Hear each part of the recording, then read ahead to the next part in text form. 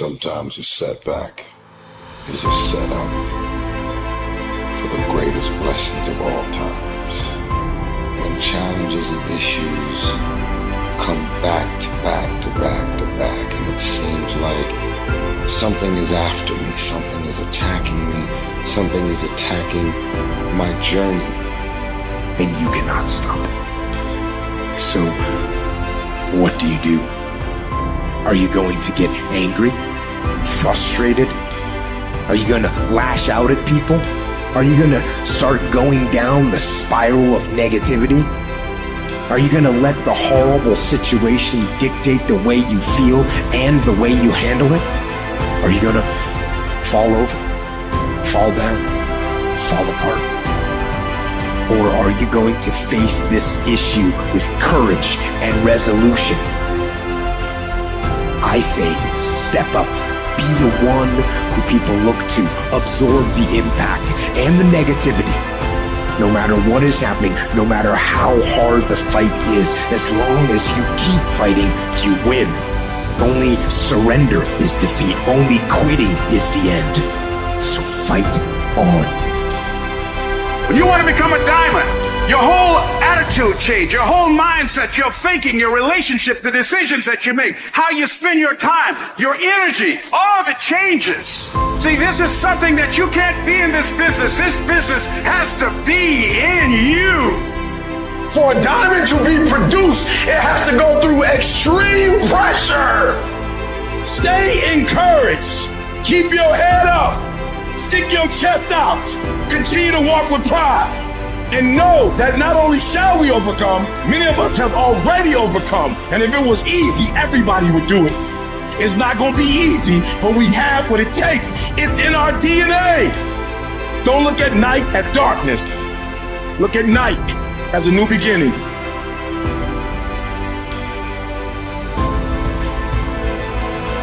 The single most determining factor of the quality of your life is predicated upon your mindset.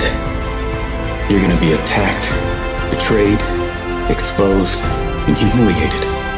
Life is going to break you, and it's going to see how bad you really want it. That's the moment when you are truly alone. And what will you do then? Can you summon the will to fight on through all the pain and rise again? You'll think this is it for you, and other people will think you're done too. They'll be telling you to give up. But when you're down in that hole, I want you to remember something. The only person who can save you is you. If you spend 30 minutes thinking about the fact you can't do something, I need you to spend an hour dreaming about the fact that you can. Who are you? That will be the defining question of your life.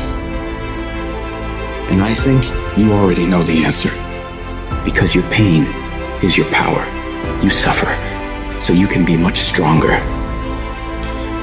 Everybody wants to be a beast. Everybody wants to be number one. Everybody wants to be the best. Everybody wants to succeed. Everybody wants to have, to be, and do what they feel they've been called to do. The challenge becomes that most of us, when it's time to do what beasts do, we don't do it. But you want to go to the other end of the spectrum. You want to know some way, somehow, things are going to get better. How? I don't know, and I don't have to know. I just have to have faith and believe that everything's going to be all right. All I need to do is to know it, to expect it, and to keep on doing what I can, where I am, with what I've got right now. It's one thing to talk about your dreams, but it's another thing to wake up when you know you're supposed to wake up, to try again when you failed for the 100th time, to say no to quitting when your body is screaming that you stop. Those decisions, they are the path to your dream. You have to learn to train your mind well beyond motivation. If you have motivation, that's great. That's some kindling to the fire. All it takes is a little bit of spark, you can burn the whole forest up. But motivation, you have to learn to exist without it. You have to be your best self when you're least motivated. And that's the tricky part about all that. Motivation is just a word.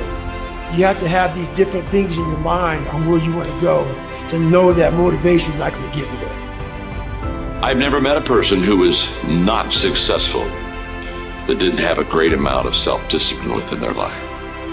Self-discipline and being able to perform and being able to keep your life on schedule and being able to keep commitments and promises and meet deadlines is essential to success. Because what you're going to discover as you're going towards your dream, as you're going towards your goal, there are going to be so many people that come up against you, so many obstacles, so many trials, so many tribulations. When people ask me, E.T., like for real, E, I know you can give me 20 things that you've done to help yourself to become successful. But E.T., I just need like one or two. Can you give me one or two? And one of the things I tell people is, I outlasted the pain. I outlasted the pain. When I was sleeping in those abandoned buildings, I kept telling myself, one day you'll be a homeowner. Every time I walked into that abandoned building, I told myself that this might be your current circumstances, but this will not be how the story ends. All you have to do, E.T., is to survive today. Start planning and preparing for what it is that you want, because you expect to get it. If you want to come out here and reach your goals and make your dreams come true, you don't want to do it by dragging and doing it casually. No, you want to begin to put out more energy and more effort than ever before. You got to become unstoppable, because there will be many things to turn you around. You've got to think constantly on why you're doing it. What are the rewards? What's there for you across the goal line? What are the things that'll make it worth it for you? Everything you imagine is a preview to a coming attraction. Once you understand that and quit looking at your imagination as hocus pocus, it opens up a wide range of things and possibilities. And if you're bold enough, if you're strong enough, if you can handle the pain, you can make it happen. You just can't quit in the middle of the journey. When you've tried your best, when you've given 120%, you should never feel bad. You pick yourself up, you look at it from another perspective, you come up with another solution, and you go at it again. You're a problem solver. You're not soft. You're not weak. You don't quit. You don't surrender. You fall 7 times, you get up 8. You chase after that thing you believe you deserve until you get it, and you let nothing stand in your way. You know you have the desire to achieve more. And so what's it going to take for you to start rewriting the story in your life? See, the problem is you have bought into this false narrative that you are destined for failure because you come from a failed family. You come from a divorced family. You come from a family of alcoholics. Blue collar. We're just supposed to be blue collar. No, you're not. No, you're not. You can make as much money as you want. You can have as much freedom as you want. You can have as much opportunity as you want, but you got to go out and get it, because I can tell you right now, every single one of you out there have exactly what you deserve. You want your stuff? It's necessary you take responsibility for it. That you make it happen, that you don't give up, that you don't take any objection or disappointment or defeats personally, that you keep on keeping on, that you don't decide that I can't make it because you can't see the light at the end of the tunnel, that you realize that's a part of the program. And here's something you've got to resolve. Say this to yourself every day. See, as long as you're breathing, you got a shot at your dream. All that stuff works for the good. Do you understand that you needed everything that's happened to you to happen to you in the exact order that has happened in order for you to be the person that you are today?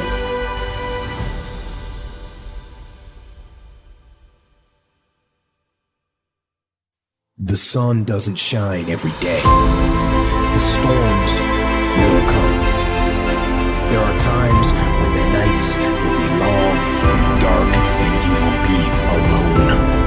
There will be times when the darkness seems to consume everything. But don't let it consume you. Even in the darkest times, even in the strongest storms, even when the sun is blotted out and the world is falling apart, the darkness cannot extinguish your light. It's about a commitment to you. That's what's wrong with a lot of you. Because you want somebody else to be more committed to you than you want to be to yourself.